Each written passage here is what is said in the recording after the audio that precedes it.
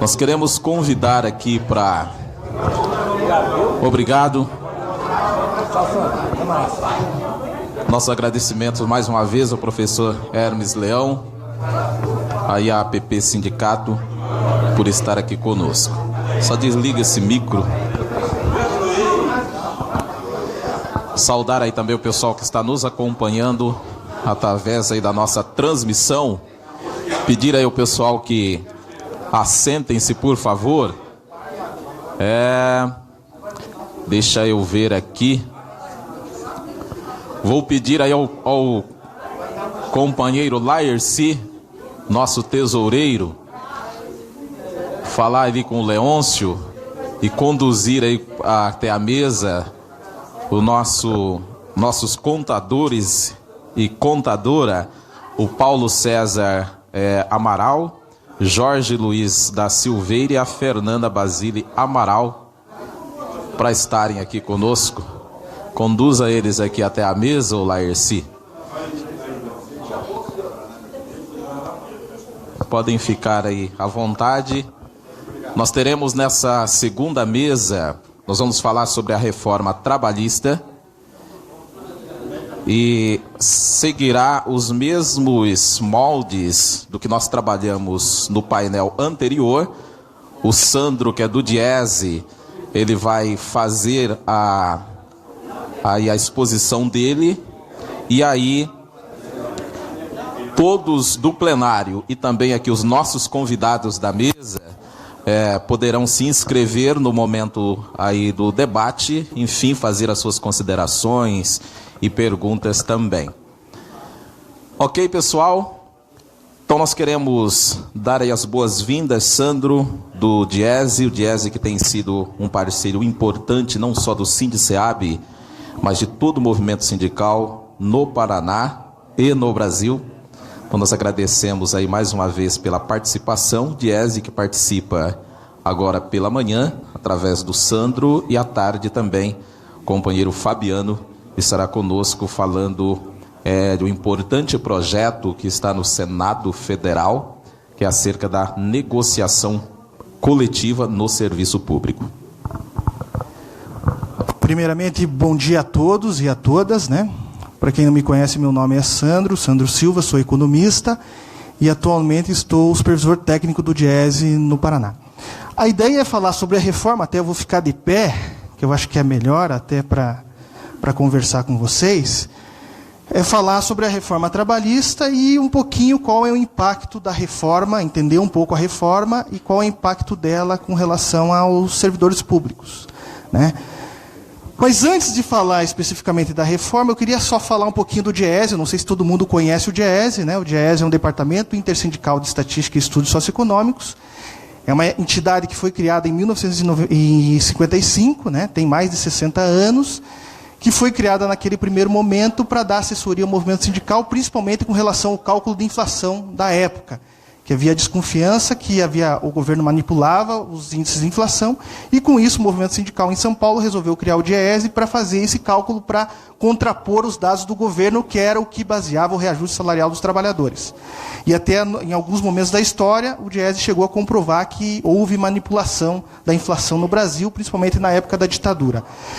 E hoje o Diese, qual que é as principais funções do Diese e trabalhos do Diese? Né? O Diese assessora diretamente o movimento sindical. Só um pouquinho, Cid. Pedir para o pessoal, nós iremos até 11h30, e pedir para o pessoal aqui que aí prejudica aqui a fala. Então a gente vai até 11h30, trabalhamos a organização exatamente para que das 11h30 até as 13h e pouquinho lá, todos possam se confraternizar. Então nós teremos um tempo para confraternizar, conversar durante o nosso almoço. Então vamos aqui a um tema importantíssimo que impacta em todos nós, servidores públicos também. É importante que todos prestem atenção para que a gente consiga aqui o êxito nesse painel e ao final você tenha condição também de fazer a inscrição e a devida intervenção. Então Então, voltando a falar, estava falando do DIEESE, né? Então, o DIEESE ele foi criado em 1955, foi criado com a função de calcular a inflação, questionando os indicadores que eram divulgados pelo Estado e que baseavam o reajuste salarial dos trabalhadores. E hoje o DIEESE trabalha em 3 áreas prioritárias. Assessoria direta ao movimento sindical, participando de atividades, debates. Por exemplo, o DIEESE assessora várias entidades sindicais em negociações salariais, né? Assessora as centrais sindicais nesses debates mais gerais, como reforma da Previdência, reforma trabalhista, né? A questão da PEC do teto, que eu vou comentar um pouquinho na sequência, e outros debates que interessam o trabalhador de forma geral. Além da questão da assessoria, trabalha com a área da educação, foi criado recentemente a escola do DIEESE, mas o DIEESE historicamente sempre trabalhou com a questão da formação do dirigente sindical, e agora está expandindo isso, né? E também na área de pesquisa, onde o DIEESE faz pesquisa da cesta básica praticamente no Brasil todo, calcula o índice de inflação em São Paulo, né? Tem a pesquisa de emprego e desemprego em alguns estados, aqui no Paraná até teve nos anos 90, mas em função dos indicadores não ser positivos no momento, o governador do estado naquela época resolveu acabar com a pesquisa, né? Então essas são as 3 áreas prioritárias do DIEESE, né? E a gente está sempre ligado ao movimento sindical, e quem que sustenta a gente é o movimento sindical através da filiação dos sindicatos. Infelizmente, a minoria, né, dos sindicatos são filiados ao DIEESE, e até por isso o DIEESE vem vivendo, ao longo do tempo, dificuldades de se manter, né, tendo que fazer contratos com o governo do Estado, governo federal, municípios, né, através de estudos e assessoria, para tentar sobreviver. E com essa conjuntura atual de ataque aos trabalhadores e aos sindicatos, o DIEESE também vem sofrendo uma crise, e até foi lançado uma campanha de fortalecimento do DIEESE para ampliação das entidades filiadas ao DIEESE. Hoje a gente tem no Brasil em torno de 700 sindicatos filiados, né? Ampliar isso, e além disso de ajuda do movimento sindical para fortalecer o DIEESE. Focando agora a palestra. Antes de eu falar especificamente da reforma, eu queria fazer um comentário e fazer uma análise rápida com relação ao contexto que a gente está vivendo no Brasil, né? É importante a gente entender que tudo isso que está ocorrendo vem de um contexto que vem ocorrendo no país desde 2015. O que está colocado nesse contexto? Na verdade, a gente vem observando uma tentativa de desmonte do papel social do Estado na economia brasileira, né?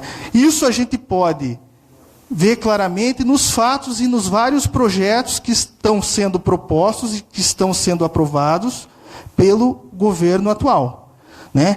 Começou falando dos projetos maiores, né? Você começou com o debate do teto do gasto público, não sei se todo mundo acompanhou esse debate no ano passado, que foi a limitação dos gastos públicos do Estado a apenas a reposição da inflação do ano anterior, que na verdade você congela em termos reais o gasto do Estado, do governo federal, por 20 anos, né? E isso, de certa forma, impacta as políticas sociais, né? Impacta o papel do Estado na economia, né?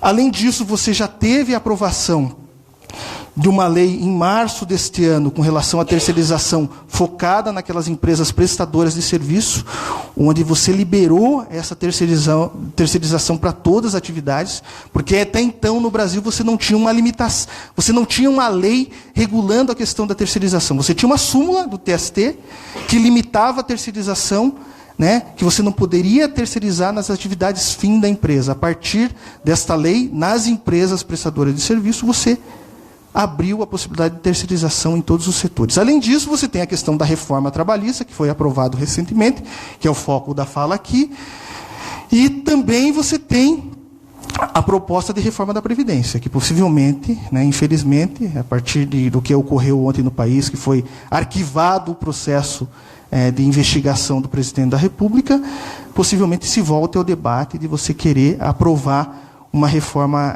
da Previdência.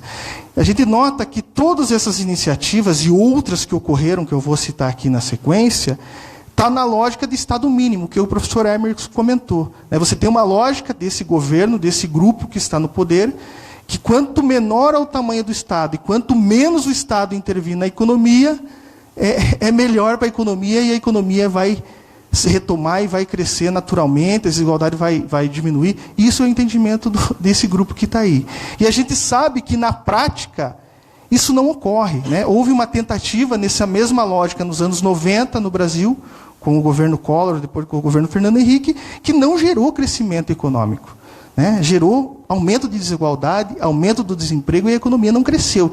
E a gente está vivendo no mundo, principalmente na Europa, após a crise de 2008, vários países adotaram essa mesma lógica de redução do direito dos trabalhadores, redução do papel do Estado na economia, e a gente observa que esses países que mantiveram essas políticas não estão conseguindo retomar o crescimento da economia, né? Então é isso que está sendo pregado, e a gente acha que essa lógica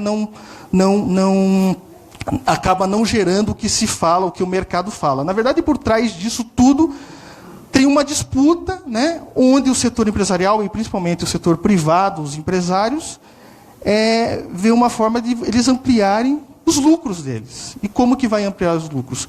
Reduzindo o tamanho do Estado e reduzindo o direito dos trabalhadores, como a gente vai observar na reforma trabalhista. Além dessas várias medidas mais gerais, a gente vai mostrar aqui quais foram os fundamentos, várias questões que esse governo está fazendo que, de certa forma, gera um desmonte do papel social do Estado e gera uma perda de direitos sociais da população de forma geral, e um direito dos trabalhadores. O que a gente pode pautar aqui, indo nessa linha que é uma espinha dorsal do programa de governo, que é implacável com os trabalhadores e com a sociedade de forma geral? O que a gente observou? A gente está tendo uma liquidação do mercado de consumo de massa, né? Por que isso? Porque com a lógica da reforma trabalhista e outras iniciativas que o governo está fazendo, você acaba, possivelmente, você vai ter um impacto negativo sobre os trabalhadores em termos de renda, precarização do mercado de trabalho, e isso impacta a renda das pessoas. E sendo que a gente já vem em 3 anos de recessão, onde a gente tem um aumento significativo do desemprego. Além disso, você tem a destruição dos direitos sociais e trabalhistas, através da terceirização sem limite, né? Porque muitas vezes as pessoas não entendem o impacto da terceirização e as pessoas acham que a terceirização não vai atingir ela. Vamos pegar um exemplo. Um trabalhador trabalha numa determinada indústria, onde tem um sindicato, que assina um acordo com a empresa, onde determina nesse acordo vários direitos que o trabalhador tem. O piso salarial, vale alimentação, plano de saúde e outras questões. A partir do momento que esse trabalhador deixa de ser contratado diretamente dessa empresa, ele perdeu tudo isso que ele conquistou ao longo de décadas, né? E isso atinge também o serviço público. A gente já está observando em vários municípios e estados iniciativas do governo, até aqui em Curitiba, né, de tentando terceirizar os serviços que são prestados pelo governo. Né? De que forma isso impacta? Você deixa de cumprir o plano de carreira, o piso da categoria, que é uma conquista de décadas, que você joga no lixo e você passa a contratar as pessoas sem garantir nada, né? Recentemente, antes mesmo da reforma, a gente já tinha observado algumas prefeituras contratando servidor público através de pregão eletrônico.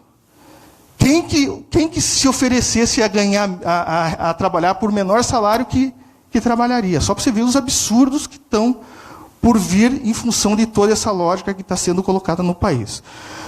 Outra questão importante, destruição da Seguridade Social, aí a gente cita ali a PEC 287, que é a PEC da proposta da reforma da Previdência, mas não é só isso. A reforma trabalhista, do jeito que ela está, ela tende a tirar recurso da Previdência Social, porque você está legalizando várias formas precárias de contratação do trabalhador, e legalizando aquilo que era ilegal, você está tornando legal, né? Que vai ter um impacto negativo sobre a Previdência Social. Além disso, você está também incentivando o contrato autônomo e de pessoa jurídica, né? De PJ, né? Que tira a receita da Previdência Social. Além disso, tem toda a questão da reforma.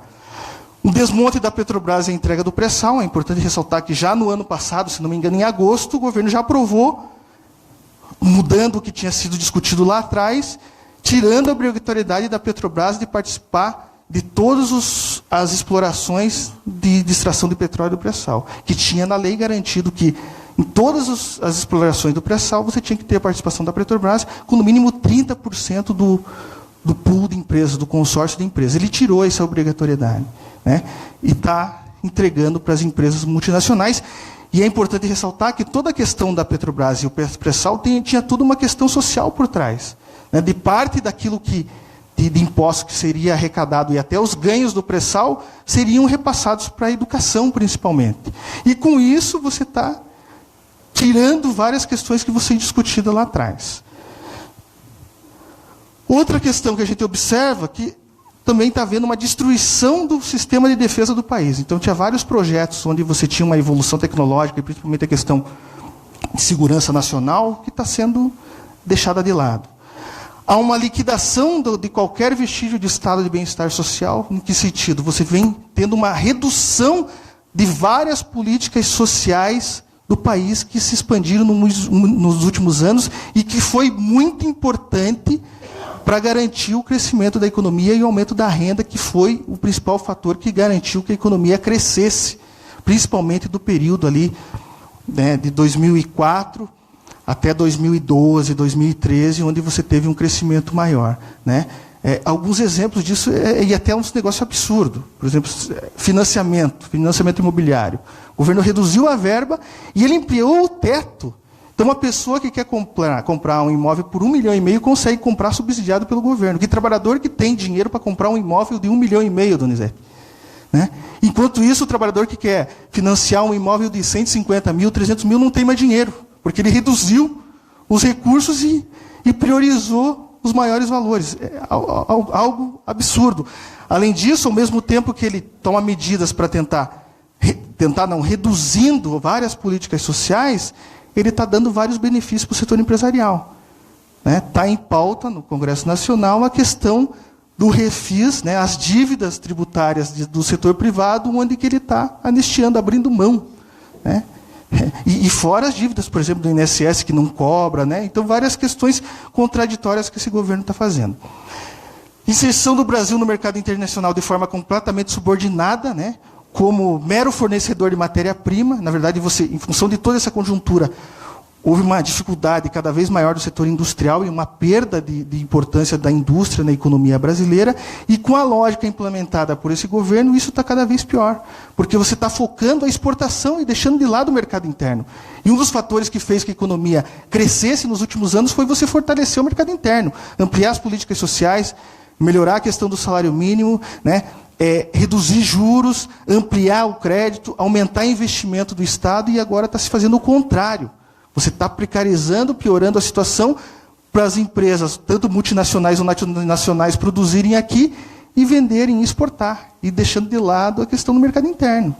Né? Então, é algo extremamente complicado que deveria ter um debate mais forte a nível nacional com relação ao que nós queremos ser, né, que infelizmente não houve nesses últimos anos. O que o Brasil quer ser? Exportador de soja, milho?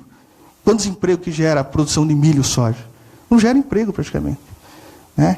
Então, para isso que a gente está caminhando. E a tendência é cada vez piorar a desigualdade e a situação dos trabalhadores. Além disso, há uma entrega do sistema público de energia para as multinacionais, não sei se vocês estão acompanhando.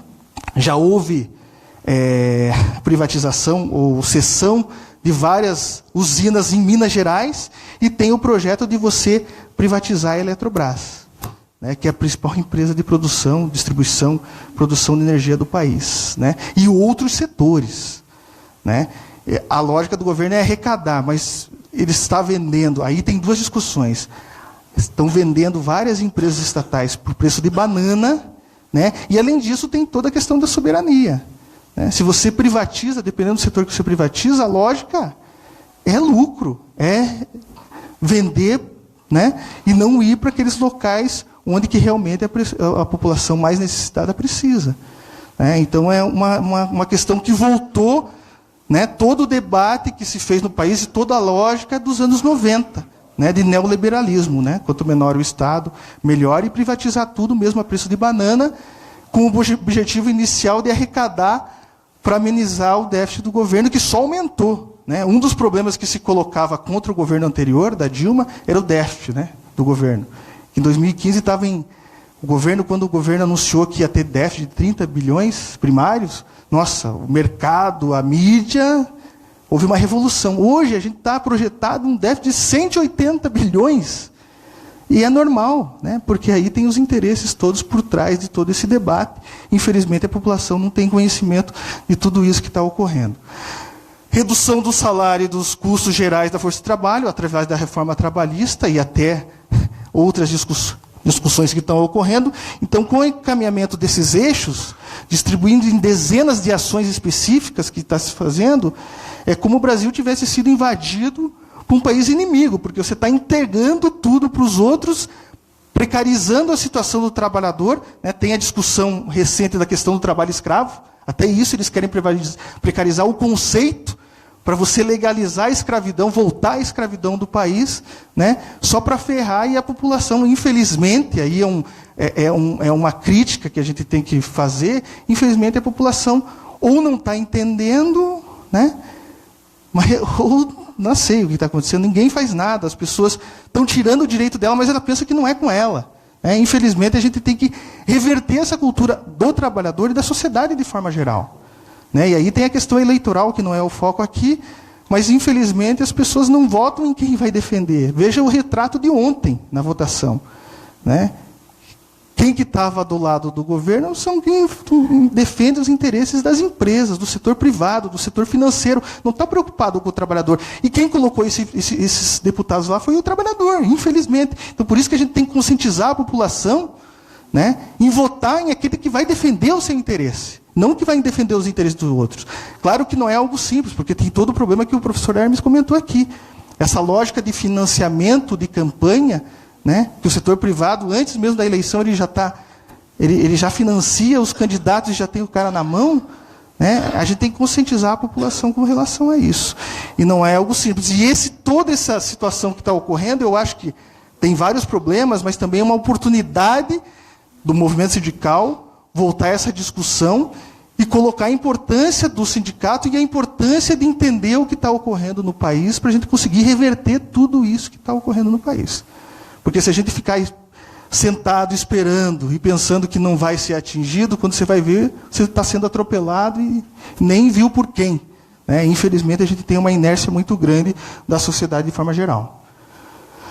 Com relação à reforma, vamos entrar especificamente na reforma. É importante a gente, antes de falar dos pontos da reforma, entender que o processo de discussão e aprovação da reforma, ele foi totalmente diferente do processo que foi colocado da reforma da Previdência. Não sei se vocês recordam, a reforma da Previdência, o projeto foi apresentado pelo governo em dezembro de 2016, e era o pior projeto possível, e que até hoje eles não conseguiram viabilizar, e vão voltar à discussão agora, até flexibilizar alguns pontos, mas eles construíram o pior projeto e agora estão cedendo para tentar ver se aprova alguma coisa. Da trabalhista foi o inverso.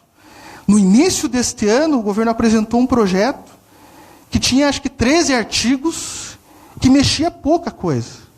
Mexia só, colocava a questão do negociado sobre o legislado, que a negociação, você pode negociar alguns pontos pior do que a lei. Falava um pouco da questão do trabalho temporário, trabalho parcial, mas era um projeto extremamente pequeno. Só que foi nomeado o relator fez várias audiências públicas com as entidades patronais, onde só foi agregado tudo que as entidades patronais queriam. E, na verdade, você anexou ao projeto aquelas 101 propostas da CNI. Não sei se vocês recordam disso. A CNI, que é a Confederação Nacional da Indústria, fez uma proposta de várias questões, inclusive da questão trabalhista, foi divulgado em termos nacionais, em 2015, acho que foi isso, 2014, 2015, acho que foi 2015, e isso foi agregado ao projeto. Então, um projeto que era de 13 artigos, ele mexe com mais de 100 pontos da CLT.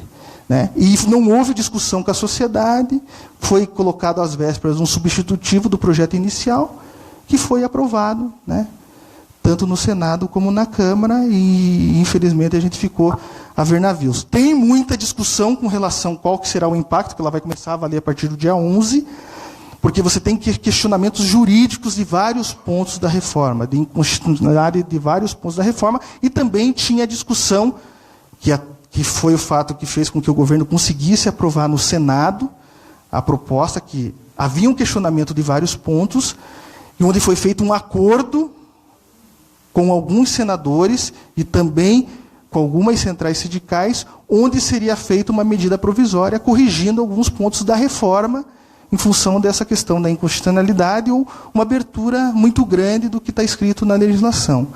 Mas, infelizmente, até agora o governo não cumpriu o que falou e agora se fala que talvez tenha um projeto de lei, alguma coisa para tentar amenizar ou tentar reduzir. Tanto é que a gente participa de várias negociações, e até as entidades patronais, algumas entidades patronais e as empresas estão com receio de implementar de cara a reforma, porque tem uma insegurança muito grande.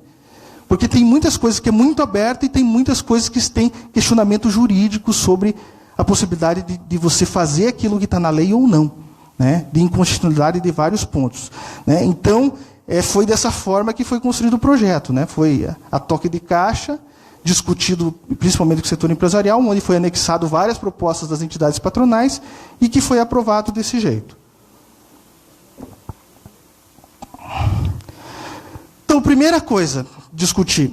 Quais são os motivos alegados pela reforma, né? O governo colocava dois principais motivos. Um motivo que você precisava modernizar a legislação e as relações de trabalho no Brasil, né? Eles falavam que a CLT é de 1940, você tem que modernizar isso. Mas isso é mentira. Se a gente for olhar ao longo do tempo, mais de 70% da CLT foi alterado, né? Foi alterado ao longo do tempo, e não só alterado a redação, foi alterada a interpretação do próprio judiciário. Vou dar um exemplo aqui de algo que não foi alterado na legislação, mas que foi alterado em função da interpretação do judiciário, que atinge, de certa forma, o movimento sindical, que é o ponto, por exemplo, de estabilidade do dirigente sindical, né, da diretoria do sindicato. Se a gente for olhar lá nos anos 80, a leitura que se tinha é que você tinha estabilidade em torno de 21 dirigentes sindicais. Hoje, a interpretação, só a questão da interpretação, né, reduziu isso para 7 diretores com estabilidade.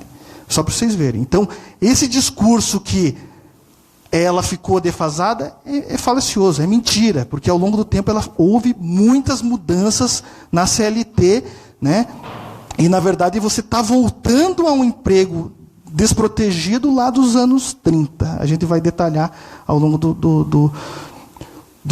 da palestra. Outra questão que fala que com a reforma você vai gerar emprego. Vai gerar emprego, vai combater o desemprego e a informalidade. Mentira, né? Não é só porque você está precarizando as relações de trabalho ou tornando um custo menor, porque você está criando algumas formas de contratação que vão reduzir o custo, que só isso vai gerar emprego. Não vai, né? O que gera emprego é investimento, né? É perspectiva de crescimento da economia. Nenhum empresário ele vai começar a contratar a partir do dia 11 porque ele pode contratar o trabalhador com um contrato intermitente ou com tempo parcial, com possibilidade de hora extra. Se ele não tiver perspectiva de vender o produto dele ou o serviço dele, ele não vai contratar, né? E o pior, que vários pontos da reforma vai piorar a situação do trabalhador, vai reduzir a renda do trabalhador e vai ter um impacto na economia. Né? Se você tem mais concorrência, mais trabalhos precários, né, com remuneração menor, maior terceirização, com renda menor, isso impacta a economia. As empresas vão vender menos. Quem presta de serviço vai prestar menos serviço. E isso que a gente já vive numa situação de recessão há 3 anos. Né? Então, na verdade, você vai ter um aumento da ocupação de má qualidade e aumento da desigualdade social. Né? E, na verdade, parte da reforma você está legalizando a legalização de perda de direitos e de formas precárias de ocupação, né, que está sendo colocado, que foi aprovado dentro da reforma. Então, a reforma, como eu já citei, altera mais de 100 artigos da CLT, né, além de alterar outras leis. Então, se a gente for ver no quantitativo, né, ele muda 53 artigos da CLT, ele inclui 42 artigos, revoga 16. Só para vocês terem uma amplitude. É a maior mudança do ordenamento das relações de trabalho no Brasil desde de 1930. Você vê a profundidade disso, que grande parte, infelizmente, da sociedade não tem conhecimento do que foi aprovado, né, e qual o impacto que isso pode dar para a sociedade e para os trabalhadores. Na verdade, é um desmonte da concepção e a estrutura que fundamenta o sistema de relações de trabalho do país desde 1930. Você mudou a lógica. Então, a reforma ela se fundamenta em reduzir a proteção institucional aos trabalhadores por parte do Estado e do sindicato e aumentar as garantias e autonomia das empresas nas relações de trabalho. né? Diminuindo custos e aumentando a flexibilização do trabalho. Né? Então, você está reduzindo o papel da Justiça do Trabalho, interferindo no poder de negociação dos sindicatos, tanto você está permitindo a negociação direta com o trabalhador em vários pontos, né, da relação de trabalho. Né? Você está fragilizando os sindicatos porque você está tirando receita indiretamente dos sindicatos, né, e jogando a negociação, desprestigiando a negociação coletiva dos setores, mas sim privilegiando a negociação específica nas empresas, que a gente vai ver isso mais fortemente na sequência. Então, quais os fundamentos da contra-reforma trabalhista? Né? Então, ela revogação do princípio que protege o trabalhador perante o empregador, segundo o qual o primeiro é a parte mais fraca da relação, que é o princípio da hipossuficiência. O que é o princípio da hipossuficiência? No Brasil e no mundo, você tem um entendimento jurídico que na relação capital-trabalho, entre o trabalhador e a empresa, o trabalhador é a parte mais fraca da relação. Então, você precisa do Estado para amenizar essa discrepância de poder na negociação. O que o governo está fazendo é deixando de lado esse princípio e colocando o entendimento que o trabalhador tem capacidade de negociar de igual para igual com o patrão. Né? Tanto é que ele está jogando vários pontos que o trabalhador pode negociar individualmente com o setor empresarial, né? Fragilizando o sindicato. Redução da proteção do Estado aos trabalhadores e aumento das garantias e a liberdade de ação das empresas e contratação coletiva dos sindicatos, né? A gente vai detalhar tudo isso na sequência. Alteração para o rebaixamento dos direitos previstos em lei, que é a questão negociada sobre o legislado, onde você permite em vários pontos da lei você ter uma negociação inferior ao que a lei determina, né? Por meio da prevalência do negociado sobre o legislado em relação a diversos aspectos das relações. Aí tem uma discussão jurídica se isso pode ou não pode, tem artigo da CLT que, né, existência do mercado de trabalho, dando às empresas mais alternativas de promover ajustes no custo fixo, né? Forte restrição à atuação e ao poder normativo da Justiça do Trabalho, você limita, a gente vai entender isso na sequência, bem como o acesso aos trabalhadores. Você deixa de ter a Justiça de Trabalho gratuita e você coloca a possibilidade, se o trabalhador entrar na Justiça contra a empresa e se ele ganhar mais do que 2 salários mínimos, ele tem que pagar as custas do processo, né? E se ele perder, né, vamos supor, ele entrou questionando a questão de hora extra, a questão do trabalho entre a jornada e a insalubridade. Se ele perder num dos pontos, ele é obrigado a pagar todas as custas do processo. E pode ser condenado por litigância de má-fé. E até já teve um caso recente aí. Né? Então, por exemplo, você entrou pedindo hora extra, a questão do trabalho, o intervalo para o almoço e a insalubridade. Mas a insalubridade, você entrou lá na justiça, fizeram a perícia, tudo, e comprovaram que não tinha direito à insalubridade. Você vai ter que pagar todas as custas do processo com relação ao ponto insalubridade. Isso não existia até então. E, além disso, você corre o risco de ser processado pela empresa e ter que pagar uma multa para a empresa. Então, aqui a questão que eu já comentei, né? Então, ele revoga 2 princípios básicos do direito do trabalho no Brasil, que é o princípio da hipossuficiência, né? Que é o trabalhador, segundo a qual ele é a parte mais fraca da relação de trabalho entre o trabalhador e a empresa, e o princípio da prevalência da norma mais favorável, né? Que você tinha isso, por mais que você tivesse, vamos supor, você tem um acordo coletivo lá que foi negociado. Alguém poderia denunciar aquele acordo e falar, esse acordo tem algo que é pior para o trabalhador. A justiça determinava que se estabelecesse para o trabalhador o melhor para ele. Se é a lei, se é a convenção coletiva. Com a mudança da reforma, isso acabou. Né? Você dá poder, em alguns pontos, que você negocie até abaixo da lei. E você prejudica o trabalhador. E ele institui, no lugar desses 2 princípios, o princípio da intervenção mínima na autonomia da vontade coletiva, que era um princípio que não existia, que foi inventado agora. Né? Que é o quê? O discurso do fim do coitadismo. Eles têm a lógica o seguinte, o trabalhador não é coitado, ele tem capacidade de negociar diretamente com a empresa. Né? Ele não é mais fraco na relação. Né? A ideia de que as partes equivalem em poder e recurso para celebrar acordos. Tanto é que ele joga várias questões da negociação diretamente por negociações individuais entre o trabalhador e a empresa. Um exemplo disso, já vou comentar agora para vocês entenderem, é a questão do banco de horas. Como que funciona o banco de horas hoje? Qualquer empresa que quiser fazer um banco de horas, ela tem que fazer um acordo com o sindicato. Tem que negociar com o sindicato, e o trabalhador tem que aceitar em assembleia. Com a lei aprovada, o banco de horas, se for até 6 meses de compensação, pode ser em acordo individual entre a empresa e o trabalhador. Então, numa empresa organizada, acabou a hora extra. E outra questão, se for a compensação em 1 mês, você precisa nem colocar no papel. Ele pode ser um acordo de boca. Né? Então, você tirou toda a questão da discussão que se tinha até então, da questão do sindicato representar e discutir e defender o trabalhador. Imagina, o trabalhador vai peitar a empresa de não fazer o banco de horas? Qual que é o discurso que a empresa vai falar? Ó, tem uma fila de gente aqui querendo trabalhar. Né? Infelizmente, na prática é essa. Outra coisa absurda, ele altera a hierarquia normativa das leis, né, acordos, convenções. O que você tem? O que você tem até então? Ainda não está em vigente a reforma. Né?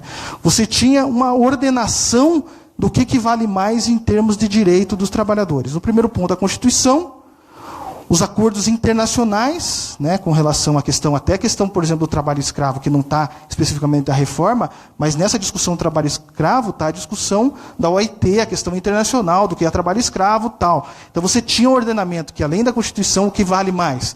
Os acordos internacionais, as leis, a convenção coletiva. O que é a convenção coletiva? É um instrumento assinado entre o sindicato do trabalhador e o sindicato das empresas que valem para um setor. Por exemplo, a gente tem aqui a Convenção Coletiva dos Trabalhadores na Indústria de Panificação, né? que vale para todos os trabalhadores do setor. Além disso, depois da Convenção Coletiva, você tinha o Acordo Coletivo. O que é o Acordo Coletivo? É um documento assinado entre o sindicato e uma empresa, que ele tem validade apenas pelaquela empresa. Então, por exemplo, os trabalhadores da Volks aqui, eles têm um acordo, o sindicato tem um acordo com a empresa, onde estabelece quais as relações. Só que isso não pode ser menor do que a convenção coletiva, pela legislação até então. Né? E depois do acordo coletivo, o acordo individual. Então, você tinha esse ordenamento normativo que se tinha no Brasil. Ou seja, a Constituição e as leis estabelecem os pisos mínimos de direito, que as negociações coletivas ou individuais só podem aumentar. Aquilo que eu comentei. A Constituição era o teto mínimo. Com a reforma, você cria a possibilidade de o acordo valer mais do que a convenção. Então, para vocês entenderem, você tem uma convenção coletiva que fala que o piso do trabalhador na indústria metalúrgica é R$ 1.500. Na legislação atual, no acordo, você não poderia ter um piso menor que esse. Com a reforma, você pode ter um acordo com uma empresa falando que o piso daquela empresa vai ser R$ 1.200. Você pode piorar a situação. Né? E em alguns casos, o negociado valerá mais do que a lei. Né? Que ele pode ser abaixo da lei, que é a questão da prevalência do negociado sobre o legislado. Ou seja, em vários direitos, a lei da reforma, né, reverte a atual hierarquia da legislação trabalhista em favor da negociação mais específica, nas quais os trabalhadores têm ou tendem a ter menos poder. Né? Você joga a discussão ou por empresa ou ser até individual. Quais os eixos da reforma? Né? Então, é uma reforma, é importante ressaltar que ela é só trabalhista, porque ela mexe no sindical também, porque ela altera a questão, vai gerar uma discussão com relação à representação sindical, quem que representa, quem não representa, e a questão da terceirização. Né? Por exemplo, o Estado começa a terceirizar os trabalhadores que trabalham lá na Secretaria de Agricultura. Quem que vai representar esses trabalhadores? Teoricamente, é o sindicato que negocia com a empresa que contratou essa pessoa, e não mais o Estado ou o Sindiceab. Né? Então, você está mexendo nisso também. Altera aspectos em todo o sistema de relação de trabalho. Em que aspectos? Condições e contrato de trabalho, negociação coletiva, organização sindical e justiça do trabalho. Né? Nesses 4 eixos, a reforma mexe. Com relação à condição de trabalho, ele retira, flexibiliza e desregulamenta direitos. Se a gente for olhar o cardápio de contratos precários, né? Então você tem, ele amplia a questão do trabalho temporário, né? Ele amplia a questão do trabalho temporário, ele também amplia e mexe com relação ao trabalho parcial, possibilitando até o contrato com tempo de jornada parcial, possibilitando até, você tem duas possibilidades, o contrato de 30 horas semanais, sem possibilidade de hora extra, e ele criou a possibilidade de você ter um contrato de 26 horas com possibilidade de hora extra. Né? Trabalho autônomo, né? Terceirização, né? Ele amplia, escancara a terceirização, diferente da lei que só valia para prestação para as empresas prestadoras de serviço, ele abre para qualquer setor, qualquer empresa pode terceirizar o que quiser. Né? Teletrabalho, então ele coloca lá, mas ele não regulamenta, ele só tem a preocupação, a lei só tem a preocupação de dizer o seguinte, que se a pessoa está trabalhando na casa dela, ele que se responsabilize para a questão de saúde dele, de equipamento, né? E coloca até a ressalva que mesmo que ele indo toda semana, né, na empresa, não configura que ele é funcionário da empresa. Ele não configura que ele é um trabalhador normal. Não, ele é um teletrabalhador. Ele está trabalhando à distância. Então ele regulamenta isso. E o pior, é o trabalho intermitente. Não sei se vocês já ouviram falar na questão do trabalho intermitente. Né? Que o trabalho intermitente, o que é? O trabalhador ele pode ser contratado por uma empresa, por várias empresas, mas ele não tem garantia de salário e nem quantas horas ele vai trabalhar. E ele abre a possibilidade de um mesmo trabalhador ter 5, 10 registros em carteira, mas não significa dizer que ele vai estar trabalhando. Porque no contrato ele não fala quantas horas que o cara vai trabalhar e nem o salário dele. Só tem que respeitar a questão do valor hora. Né? O valor hora. Agora, até eu estava vendo ali, alguém mandou lá no setor da alimentação, desses fast food lá em Vitória, eles já estão lançando emprego com essa lógica. E colocando assim, a gente está contratando trabalhador para trabalho intermitente, trabalhar só sábado e domingo, 5 horas em cada dia, que é os dias que mais tem movimento, com valor da hora de 4 e pouco. Valor da hora. Imagina, o cara vai receber menos de R$25 por dia. Né? E aí você cria a possibilidade de você ter a substituição em alguns setores do trabalhador normal por trabalhador intermitente, né? Que é um negócio absurdo, que é um dos pontos questionáveis. Com relação à ampliação e flexibilização da jornada de trabalho, ele acaba com o horário em itinere, não sei se vocês sabem o que é isso. O horário em itinere, havia várias discussões e vários avanços de vários sindicatos conquistaram, que é o seguinte, o trabalhador ele trabalha longe de onde que ele mora. Por exemplo, lá em Telêmaco Borba foi construído recentemente a nova fábrica da Klabin, que era praticamente na divisa em Telêmaco Borba e Ortigueira, na verdade em Ortigueira. Então não tem transporte para lá. O trabalhador, a empresa contrata um transporte que desloca o trabalhador. O sindicato lá conseguiu negociar que a empresa ia pagar como se fosse hora normal e ainda com um adicional para o trabalhador. Com a reforma, você tira esse direito. Não, você não tem mais trabalho intermitente. E o problema é que não é só a discussão de você estar à disposição ou não da empresa. Né? Você tem a discussão da questão da saúde, um acidente de percurso, tudo isso entra no debate. A questão de hora extra, indiretamente, em função dessa questão do banco de horas que eu comentei, que você não precisa mais ter acordo com o sindicato, e há a possibilidade de você ter um acordo individual com o trabalhador, praticamente acabou com as horas extras. Numa empresa organizada vai acabar com as horas extras. Né? A jornada 12/36, legaliza a jornada 12/36, que hoje algumas categorias têm jornada 12/36, mas tem uma discussão que você teria direito a hora extra, né? O DSR, né? Então tem tudo isso. O que coloca lá? Qualquer um pode fazer negociação e implementar a jornada 12/36, sem garantia nenhuma desses reflexos daí. E coloca lá claramente, o que foi negociado já está subentendido que dentro disso já está a DSR, já está, né? E não coloca toda a discussão, e além disso abre para qualquer setor. Porque hoje a jornada 12/36 acontece só com alguns trabalhadores. Por exemplo, o vigilante, mas é diferente um vigilante trabalhar 12 horas, o trabalho dele, e um trabalhador, por exemplo, na indústria, num frigorífico. Imagina ele trabalhando 12 horas cortando frango. É humanamente impossível e detona o cara. Já detona normalmente como é. Imagine com ampliação de jornada. Intervalo entre a jornada, que é a questão do horário do da da questão das horas extras, o tempo que você tem de descanso ou não, dependendo da jornada. E o banco de horas que eu já comentei. Ele facilita a demissão, em que sentido? Ele revoga o direito à assistência à rescisão, na rescisão, né? Ele desobriga o sindicato a fazer rescisão. Porque o que ocorre na iniciativa privada? Pela lei, todo trabalhador que tem mais de 1 ano de empresa, ele é obrigado a fazer a rescisão, a homologação da demissão dele no sindicato. Com a lei, acaba isso. Você não tem obrigatoriedade nenhuma de ir para o sindicato. A empresa pode fazer direto, ou até mesmo terceirizar. Você pode ter o caso da empresa, de vez de ela fazer rescisão, ela terceirizar para um contador, para um advogado fazer rescisão. O problema é os direitos dos trabalhadores, né? Você não vai ver o erro. Imagine hoje com homologação, já é complicado, né? E até aqui, acho que tem contadores aqui, né? Você já tem problemas, imagine sem assistência do sindicato, né? Ele cria o termo de quitação anual. O que é esse termo de quitação anual? Toda empresa, aí tem que ter a assinatura do sindicato, mas não está claro como que se dará isso. A empresa pode chegar para o trabalhador e falar o seguinte: ó, eu quero que você assine esse termo aqui dizendo que eu não devo nada para você. E você assinou esse termo, você não tem direito a mais nada de reclamar na justiça, né? Que isso hoje não existe. Que é algo que protege a empresa com relação ao passivo trabalhista. E ele ameaça o trabalhador, ele pode ameaçar o trabalhador. Chega, ó, assine esse termo aqui, né? Ele pode demitir o cara, quem garante que ele vai ou não demitir? E diminui o passivo trabalhista e o direito do trabalhador.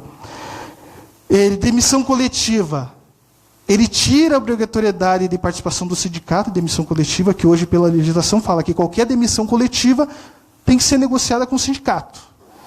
Com a reforma, ele tira essa obrigatoriedade. Qualquer um pode demitir quanto quiser, que é uma festa. Qualquer um demite, né, que não precisa da participação do sindicato. E outra questão que ele mexe também é a quitação total dos débitos do PDV e PDI. O que é PDV e PDI? É Programa de Demissão Voluntária, né? Ou Programa de Demissão Involuntária. O que se tinha até então? O que se tem até hoje? Todo o PDI, quando você é feito o PDI, se você não deixar expressamente colocado que você está aqui hoje, né, que você está quitando os débitos trabalhistas, você não quita. Se não colocou nada, significa dizer que você não está quitando os débitos trabalhistas. O trabalhador pode, depois de sair da empresa, entrar na justiça contra a empresa requerendo hora extra ou as coisas que ele acha que ele tem direito. Com a reforma, eles invertem essa lógica. Se no acordo você não escrever nada, significa que você quitou. E você não pode entrar na justiça por nada. Se você quer rever as questões trabalhistas, você tem que deixar expresso no acordo que não quitou. Então, ele inverteu a lógica até então do entendimento jurídico. Além disso, ele altera as condições de trabalho. O que ele faz? Ele reduz o conceito de salário.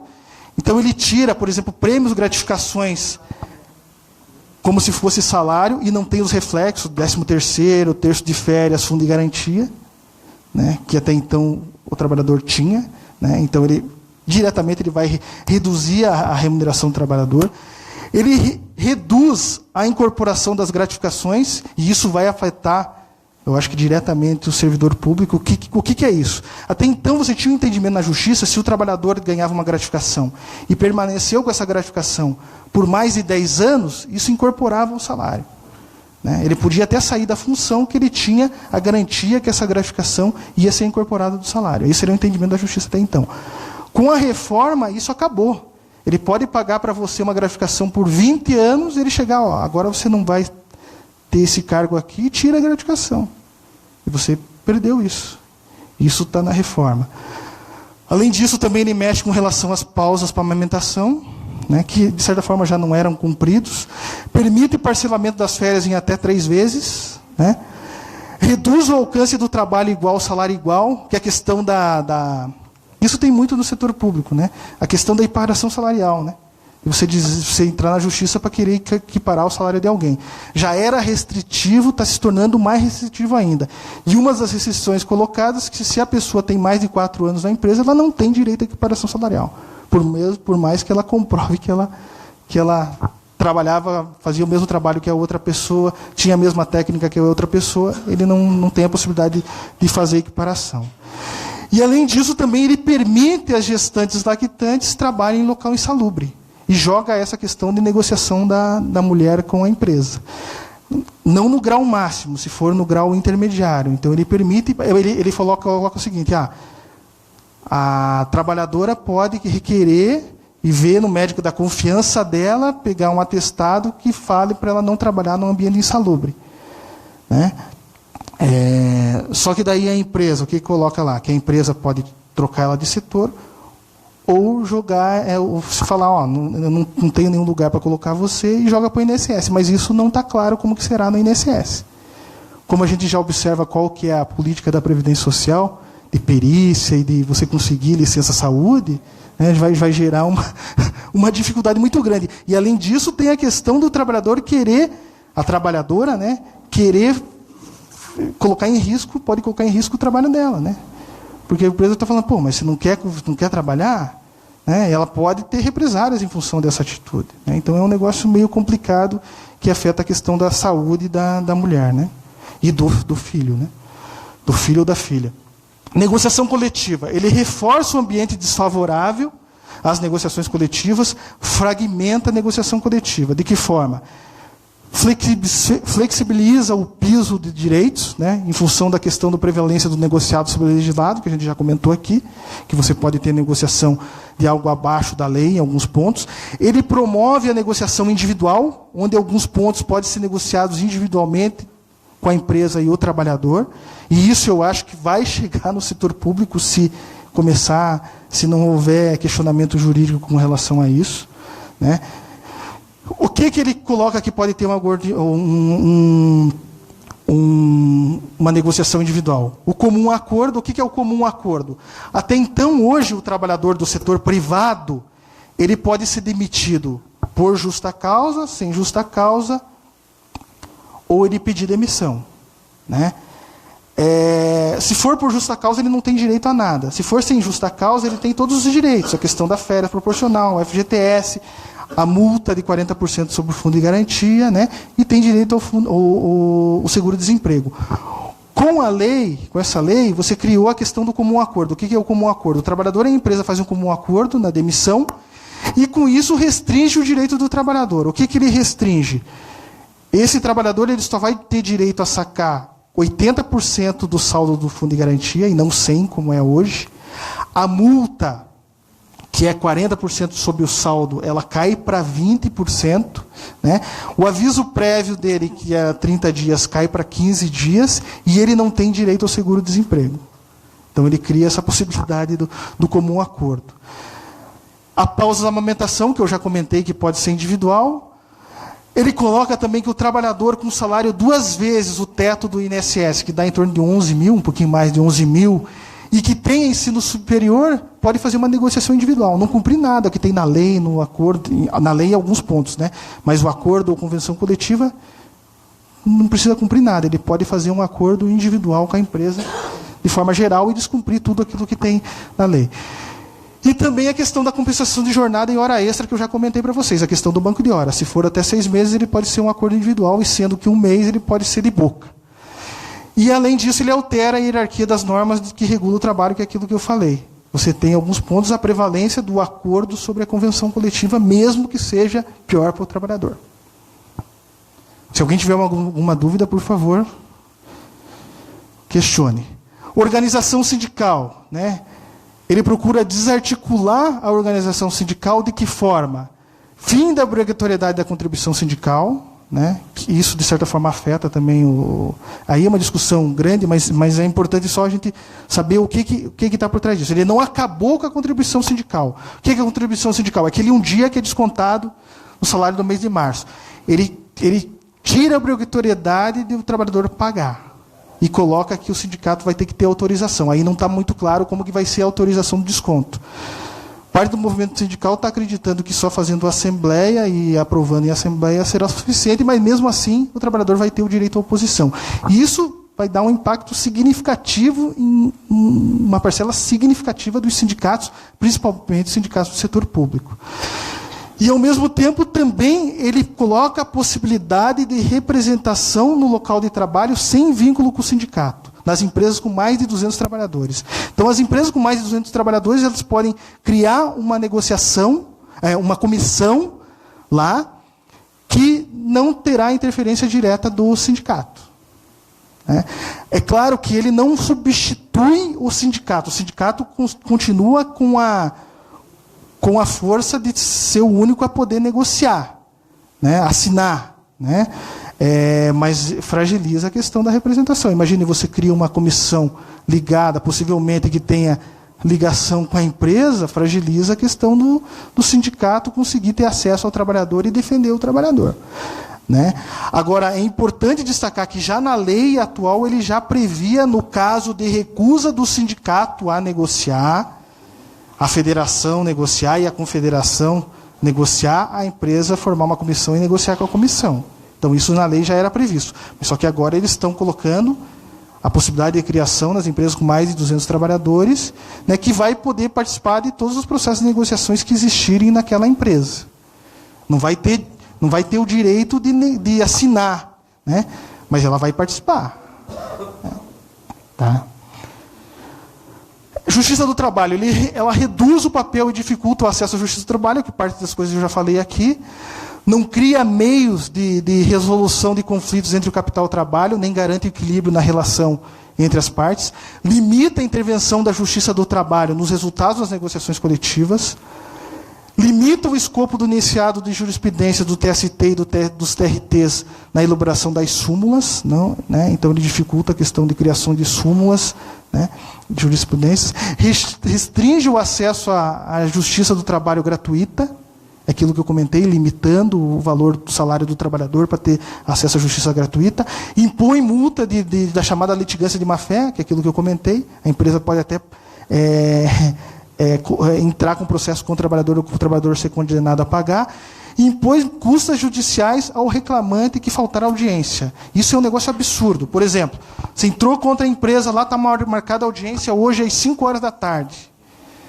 Se você faltar na audiência, você vai ter que pagar as custas que o Estado teve com relação a essa audiência. E não prevê algumas situações que você poderia ser amenizado ou tirado essa responsabilidade de pagar a multa. Né? É um negócio absurdo. Né? Acontece algum imprevisto, você é obrigado a pagar. E até, não sei se vocês estão acompanhando, que está havendo uma revolta muito grande da Justiça do Trabalho. Né? Tanto o Ministério Público do Trabalho, como os tribunais regionais do trabalho, estão se pondo contra vários pontos da reforma que estão colocando que é inconstitucional. Mas aí já tem uma postura do presidente do TST questionando, e tem uma postura de alguns políticos colocando que se a Justiça do Trabalho não implementar a reforma do jeito que eles entendem, de acabar com a Justiça do Trabalho. Né? Então, estão discutindo até um projeto de lei para acabar com a Justiça do Trabalho. O Rodrigo Maia está por trás disso daí. Impacto da reforma no mercado de trabalho. Então, quais os impactos que a gente espera que, possivelmente, a reforma, se ela for colocada em prática conforme ela foi aprovada? Né? Formalização dos vínculos precários, maquiando as estatísticas de geração de emprego. Então, possivelmente, você vai poder ter, nos próximos meses, indicadores falando, aumentou o emprego, mas, na verdade, não está aumentando o emprego. Você aumentou, por exemplo, o trabalho... Por exemplo, contrato de tempo intermitente, trabalho intermitente. Não significa que a pessoa está trabalhando e nem significa que ela está recebendo dinheiro. E, além disso, tem a possibilidade de ela ter vários registros em carteiras, sem limites. Né? Que, pelas estatísticas, vai estar dizendo que está criando emprego, mas, na prática, não está criando emprego, não está criando renda. Na verdade, é o contrário. Você pode estar flexibilizando e piorando a situação. Troca do vínculos com contratos típicos por contratos precários, reforça a segmentação e heterogeneidade das condições de trabalho e direitos, amplia a insegurança dos segmentos que já são vulneráveis no mercado de trabalho, como mulheres, negros, jovens, idosos, trabalhadores com deficiências, migrantes, reduz os rendimentos com impactos negativos no poder aquisitivo, no poder de compra e em benefícios atrelados aos salários. Ele vai ter um impacto indireto de piora do mercado de trabalho, porque você vai ter, possivelmente, se for colocado em prática como está sendo aprovado, um aumento da terceirização, um aumento do trabalho autônomo, um aumento da pejotização, vai fazer com que aumente a competitividade e reduza os direitos dos trabalhadores. E, além disso, tem um impacto direto, como, por exemplo, aquilo que eu falei lá, da questão do conceito de salário. né? Então, várias questões não vão ser consideradas como salário, então não vão ter o reflexo das férias, 13º, terço de férias, fundo de garantia, né, que vai precarizar. E até no setor público, fazendo um link com o setor público, você tem muito debate em vários segmentos e esferas do setor público, onde você discute a possibilidade de carregar aquele benefício para a aposentadoria. Com essa reforma aí, várias questões não vão ser nem mais discutidas. Como que está meu tempo? 11 horas e 12 minutos. Já estou quase indo para o fim. Dificulta a conciliação de tempo de trabalho com tempo livre, porque na jornada intermitente e outro tipo de relação terceirizado ou teletrabalho, você perdeu o controle daquele tempo que você tem do trabalho e tempo para a família. Impactos negativos na saúde e segurança do trabalhador, maior abertura para executar atividades em atividades degradantes. Organização sindical. Possivelmente fragmentar a representação por empresa, porque você permite várias questões negociar por empresa, com atribuições que podem ser concorrentes, criar dificuldade para financiamento das ações sindicais e mesmo para a existência de parte dos sindicatos. Então, grande parte dos sindicatos, se realmente for aplicada e essa questão da contribuição sindical e outras questões, vários sindicatos vão acabar ou vão reduzir muito. Por outro lado, mantém o financiamento das entidades patronais, sistema S, isso não mexeu, né? Não sei se vocês sabem, todo trabalhador do setor privado é calculado um percentual que é repassado para o sistema S. E quem administra isso é o setor patronal, e parte dessa arrecadação eles encaminham para as federações patronais. Por exemplo, a FIEP recebe um percentual, acho que, se não me engano, na casa da FIEP, é 2% de toda a arrecadação do sistema S, né? Isso não se mexeu. Enfraquecimento do processo negocial brasileiro, diferente do discurso, né? O discurso fala, não, a gente está privilegiando a negociação. Não, você está precarizando a negociação coletiva, porque você está jogando várias questões para a negociação individual e tirando a questão do sindicato. Procura dificultar a mobilização dos trabalhadores e a conquista de novos direitos.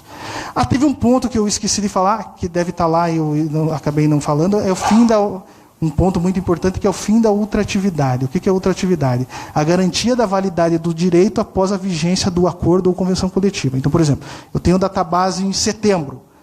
A partir do fim da vigência, meus benefícios deixam de ter validade. Isso foi colocado na lei. Havia uma discussão com relação a isso, tinha uma súmula que falava que garantia a ultratividade. Mas em função de uma decisão do Gilmar Mendes, né, ele colocou que não pode ter ultratividade, e que a reforma coloca também a questão do fim da ultratividade. Coloca até fim da ultratividade, ou você pode negociar, se pauta da negociação coletiva.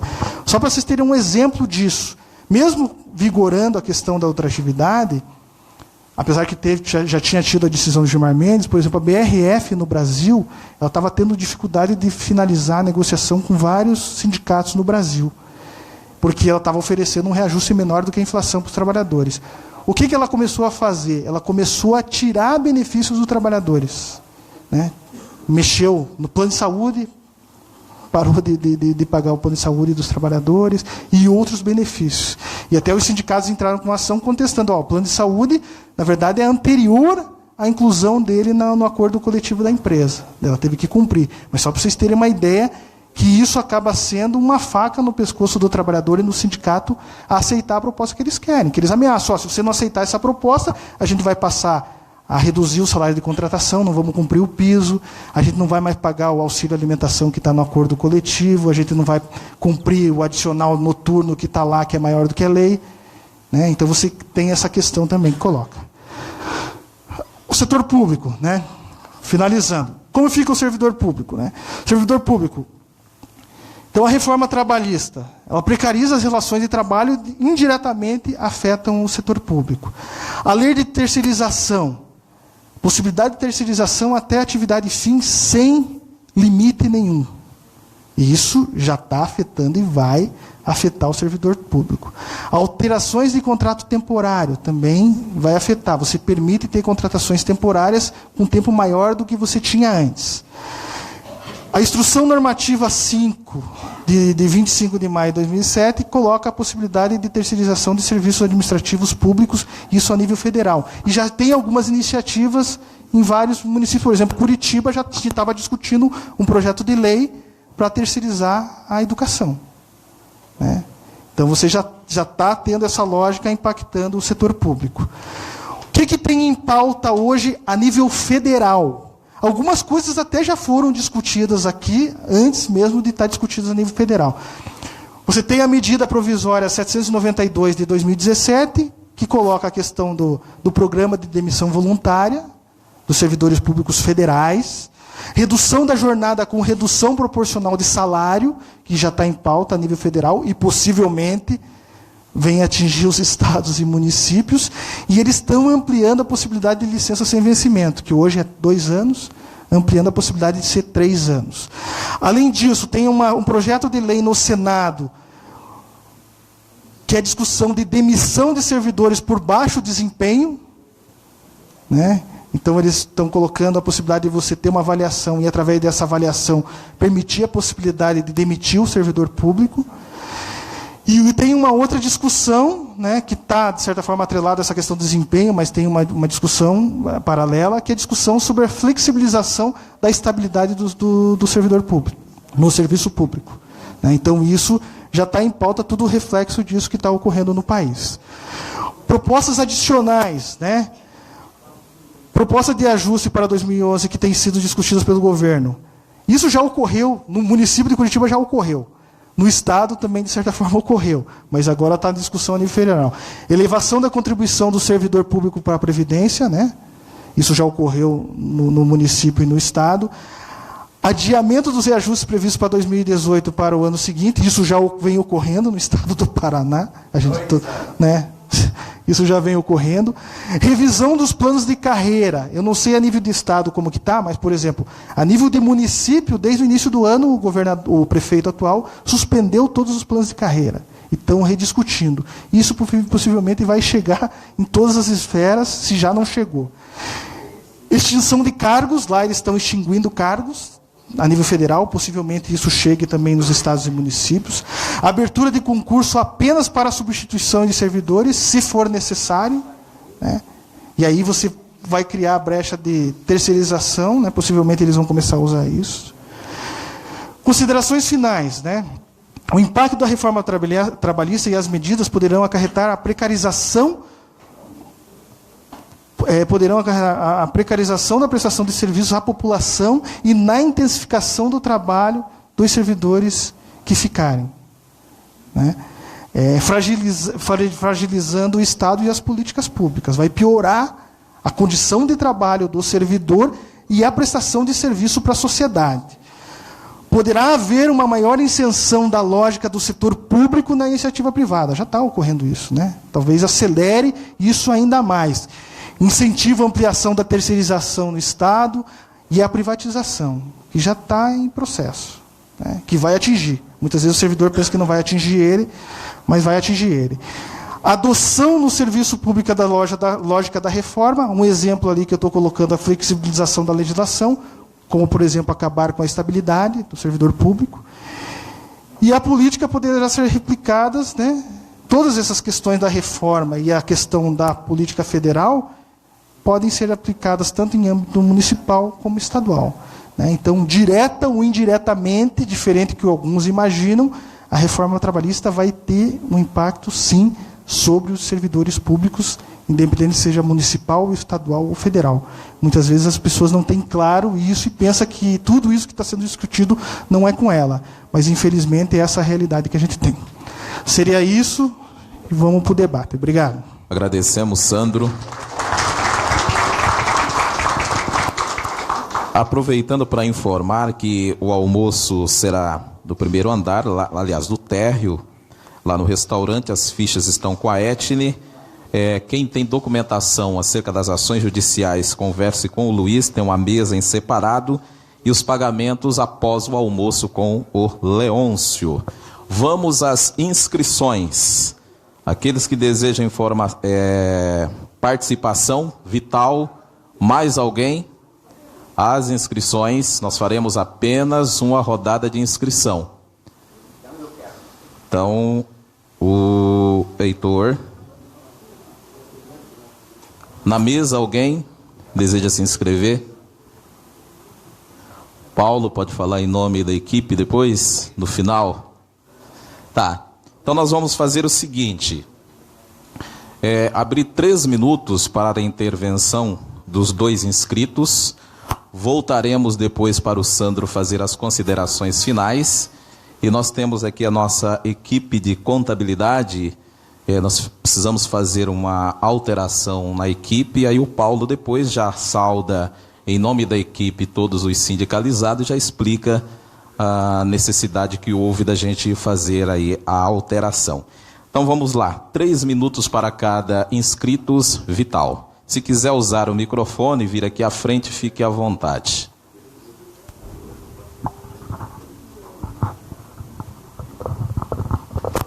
Bom, eu entrei aqui no site do Fórum Servidores. Aí tem uma entrevista do Mauro Ricardo, que é secretário, acho, de Finanças, né? É da Fazenda. Ele confirma reajuste zero e diz que funcionários do Paraná tem salário top. Né? Está aqui. Hoje, entrevista na Gazeta do Povo. É isso aqui. Bom, o Estado ele foi criado, né, que é para a sociedade se organizar, né? Tem concurso para isso, exatamente para que a cada eleição, por isso que o servidor público tem estabilidade, que é para evitar que a cada eleição os políticos de plantão tirem todo mundo e coloquem outras pessoas, né? E no mundo inteiro é assim, não é só no Brasil. Nos Estados Unidos é assim, na França, Alemanha, China, né? É preciso ter isso. A República precisa de ter funcionários públicos estáveis. Isso é fato, né? E com essa reforma que o Sandro falou, isso tudo vai se acabar, né? Mesmo o funcionário público que achava que a reforma trabalhista era só para a iniciativa privada, é um lerdo engano, né? Vai acontecer com a gente também isso, né? E com quem está se aposentando, o salário vai diminuir a cada dia. O último jornal do Sindiceab mostra isso, que os aposentados estão com o poder de compra a cada dia menor, né? Então é isso, pessoal. A cada mês, eu acho que no mês de novembro, né, o governo vem com outra mensagem de lei para tirar outros direitos que os trabalhadores do setor público conquistaram ao longo dos anos. Então, só vai ter, ele fala na entrevista, que só vai ter aumento no próximo governo. Aí, o que é que o próximo governo vai dizer? Eu não posso porque o governo anterior deixou um rombo no Estado e eu não posso dar aumento. É isso que ele vai dizer. 1 minuto para a conclusão. Né? Então, eu acho que a gente tem que pensar realmente. Nós temos força. Na primeira intervenção que eu fiz, nós só tivemos aumento de reajuste de salário porque nós lutamos. Nenhum governo deu, nenhum deles, né, de qualquer partido. Se nós não formos para a nossa base e nós não desenvolvermos a consciência que nós temos que exigir isso, e isso é o quê? É se organizar, se for preciso fazer greve, sim. Porque esse governo, para funcionar, como é que o governo funciona? Por causa dos funcionários públicos. Senão não tem governo. Isso é fato, né? Se os funcionários públicos pararem e não forem... Para concluir... E não forem trabalhar, o governo para. É isso que ocorre. A nossa força é essa. Não temos outra força, né? Então, eu acho que a gente tem que discutir, perder o medo, né? Porque nós estamos perdendo tudo. Está aí, ó. Nós estamos perdendo tudo. Ficamos parados, achando que não ia nos atingir. Está aí essa nova mensagem. E vai vir outras coisas. Concluindo. Passar de 8 horas para 6 horas, reduzir salário, é a próxima mensagem que o governo vai dar. Vai passar 4 horas com corte do nosso salário pela metade. Nós vamos aceitar isso? É isso. Companheiro Heitor, 3 minutos, por favor. Se quiser usar o microfone, fica à vontade. Eu me lembro, muito tempo, mas eu me lembro que a gente fazia um debate, para enfrentar esse debate meramente econômico e financeiro, e capitalista das relações de trabalho, a gente fazia um debate no serviço público sobre a descaracterização de relações de trabalho no serviço público. Como isso? Dizendo que no serviço público a mais-valia e o lucro não preponderava, porque o nosso produto era atender às necessidades básicas da população. Então nós invertíamos esse debate e construímos algumas resistências sobre isso. Quer dizer, se contrapondo ideologicamente à organização do trabalho, dizendo que nós, como nós prestávamos serviço para ajudar o pequeno agricultor, preservar o meio ambiente, que é o interesse coletivo, essas relações todas que estão aí não se aplicavam. E se aplicava a relação econômica dos impostos. Quer dizer, os impostos que são pagos pela população têm que reverter para essa mesma população através do atendimento das necessidades básicas. Esquecemos isso. Nunca mais se debateu. Eu quero rememorar o primeiro advogado nosso no sindicato, o Cláudio Ribeiro, que ele falava o seguinte: olha, o movimento sindical é o único movimento no mundo brasileiro, que pode construir as novas relações de trabalho. Porque no artigo 37 dizia o seguinte: é direito do servidor a livre organização sindical. O direito de greve será exercido na forma da lei. Os dois artigos que dizia, nós podíamos construir um novo tempo. O que fez? Aí eu queria dizer, muitos setores foram para esse debate. Mas aí você começou a se esquecer. Esse debate, como caímos no mesmo debate. Só olhar para o embigo. O que eu quero dizer? Hoje, tudo isso de afronta e de opressão que teve iniciativa privada vai vir para nós. 1 minuto para a conclusão. Então, o que eu queria colocar claramente é que nós temos que inverter esse debate. Por exemplo, negociação coletiva.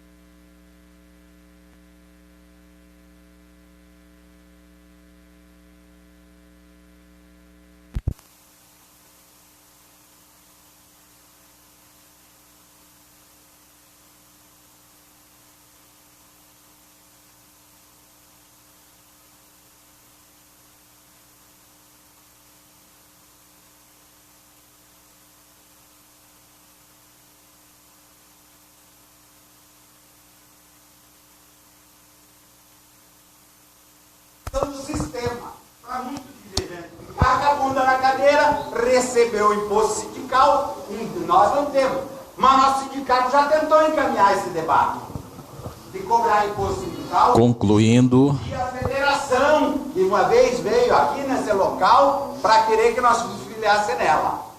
Portanto, o que eu quero dizer é o seguinte: a gente precisa inverter esse debate. Nós temos que discutir o seguinte: eu volto a revoluir.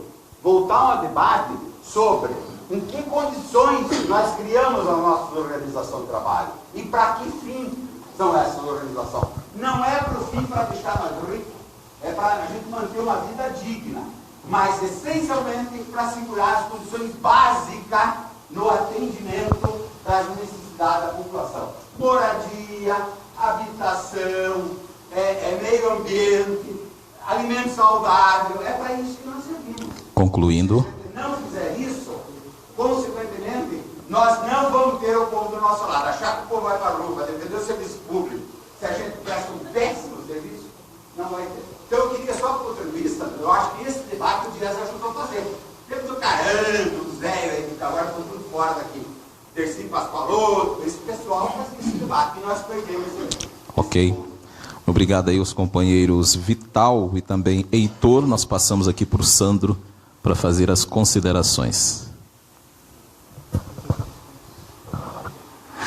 Então, não teve questionamento direto, mas eu vou fazer 2 comentários que é importante. Assim, na lógica de tudo isso que a gente conversou aqui, e até no momento anterior que eu falei dessa questão dos desmontes do Estado, infelizmente você criou na sociedade uma visão e quase consenso que o Estado é um peso para a população, que a gente paga muito imposto, né, que a culpa é do servidor público. A gente tem que inverter isso e colocar a discussão da prestação de serviço que está sendo colocada para a população, né?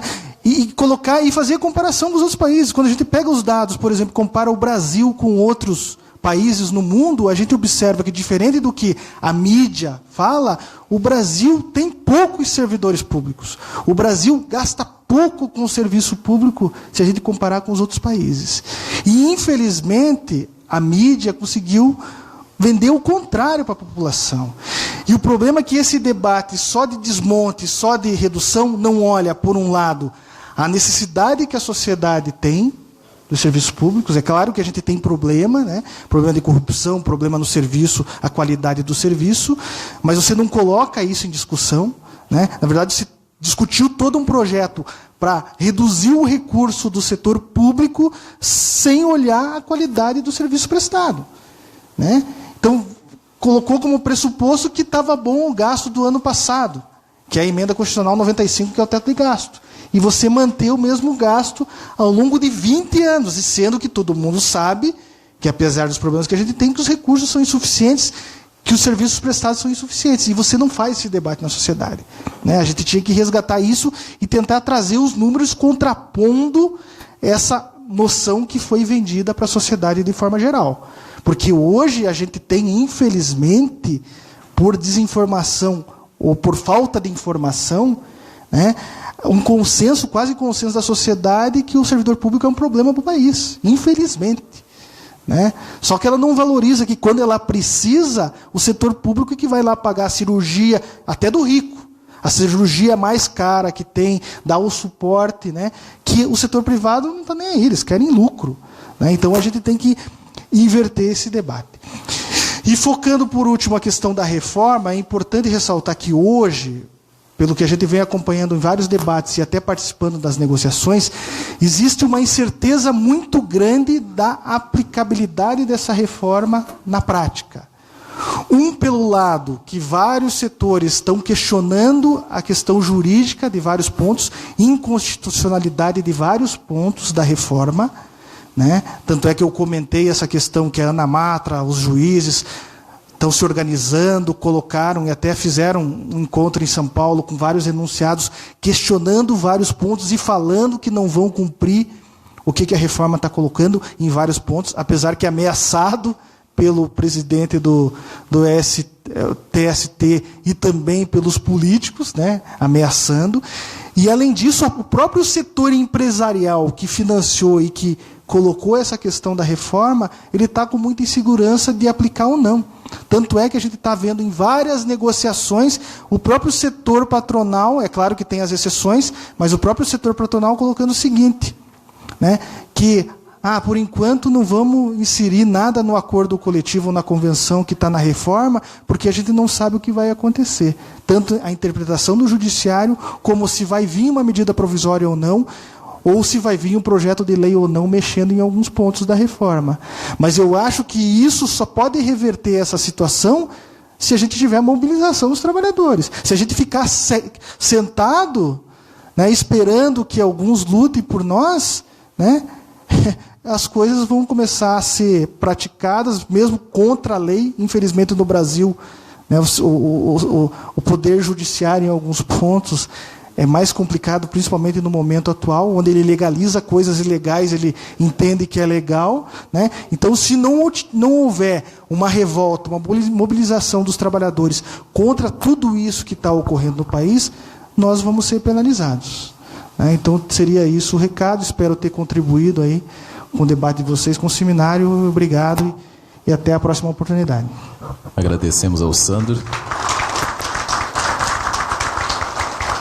E ao Diese, esse importante parceiro aí do movimento sindical. Vamos ouvir agora o chefe ali da contabilidade, que é o Paulo. Fique à vontade.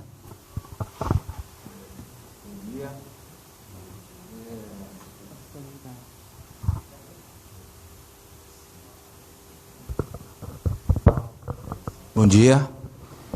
Então, nós estamos aqui para apresentar a nova contadora do responsável pelas contas do sindicato, que é a Fernanda. Infelizmente, no último dia 12, o seu Diógenes, que era o responsável, faleceu. Ele vinha já há alguns meses doente e acabou falecendo. Gostaria de tranquilizá-los que o trabalho continuará da mesma forma como sempre foi feito há esses 20 anos, mais de 20 anos. E felizmente são coisas que acontecem, mas vida que segue. Então, é mais isso. Podem ficar tranquilos que o trabalho continuará o mesmo. E vamos ver agora essa reforma. Eu acho que muita coisa vai mudar ainda. Que tudo isso que foi aprovado, aos poucos o judiciário e o próprio trabalhador vão lutar, os sindicatos, e vai haver alguma mudança ainda. Acho que era só isso, né, Donizete? A menos que você tenha mais alguma coisa. Não, acho que o Dr. Jorge quer comentar alguma coisa? Isso. Nós queremos simplesmente agradecer o convite, a participação e enaltecer tão esclarecedora a palestra que com certeza deixou o pessoal bem mais atento pelo que vem, pelo que virá, e pode estar certo que temos sangue novo no time, os velhos permanecem, sangue novo, para poder digerir tudo, e como é que é essa mal preparada feijoada que passaram garganta abaixo aí. Muito obrigado. Fernanda? Não quer saber do microfone. Bom, nós agradecemos a participação de todos e todas. Nós teremos agora o almoço, retornaremos no período da tarde conforme programação, e nós queremos deixar o encerramento dessa mesa com a companheira Elci e também o companheiro Laerci, que são da direção executiva, para eles fazer a entrega aí dos certificados aos nossos convidados e palestrantes. Certo. Bom, gente, a gente só tem a agradecer os esclarecimentos que o Sandro nos fez aqui, né? E a gente espera que vocês, né, levem para os regionais, né, ampliem essa discussão, demonstrem, mostrem o que está acontecendo para ver se a gente tem alguma reação, que é o mais importante. E como eu falei, não é só, é a família, os amigos, todo mundo, porque vocês estão vendo que vai ser um Brasil sem lei, né? Se bem que vão dar um tiro no pé também, porque vai ter pouca arrecadação da Previdência, né? Vai ter uma modificação muito grande, que nem diz é Paulo, né? O Paulo vai ter que ter uma reação do judiciário, mas principalmente uma reação nossa, né? Então, isso fica a critério de cada um que escutou tudo isso aí, né? Que é degradante, né? Para todos nós, para os nossos filhos, para os nossos netos, né? Eu espero que vocês levem mesmo isso avante, né? E que a gente faça um grande manifesto aí em prol da defesa do nosso direito e do nosso futuro. Agradeço aqui também ao Paulo, ao doutor Jorge, né? E a Fernanda. Muito obrigado por tudo, tá? O Sandro também é uma pessoa especial que eu muito admiro, né? E esse conhecimento todo seu que seja levado para muita gente aí, que isso vai abrir o olho da população brasileira, certo?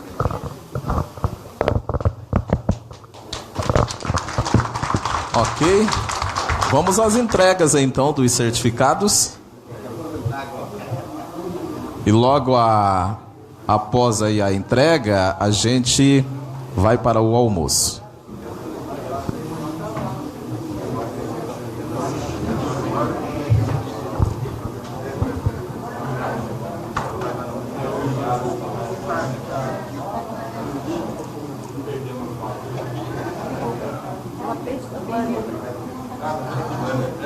Vou ver.